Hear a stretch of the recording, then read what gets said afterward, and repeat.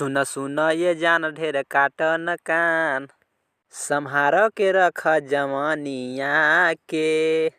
जहिया हमके बना लेब कनिया खियाइब चटनिया, ए राजा धनिया के। एकदम बवाल और खतरनाक गाना आया है दबंग खेसारी लाल यादव का। एकदम अभी अभी गाना यानी 6:30 बजे के लगभग सुबह गाना आया है। बवाल और धमाल मचाना स्टार्ट कर दिया है। सबसे पहले बात कर लेते हैं गाना के। राजा जानी मूवी का ये सॉन्ग है। गाना को गाए हैं खेसारी लाल यादव और प्रियंका सिंह, और वीडियो गाने में नजर आ रहे हैं खेसारी लाल यादव और प्रीति। गाना को लिखे हैं प्यारे लाल यादव और म्यूजिक डायरेक्टर है धनंजय मेहरा।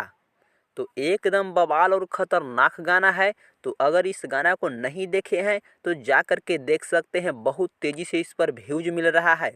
ये गाना आया है वेब म्यूजिक से, तो जा कर के सुनिए, बवाल और धमाल मचा दीजिए। और खेसारी लाल के फैन है तो वीडियो को दिल से लाइक करके चैनल को सब्सक्राइब कर दीजिए।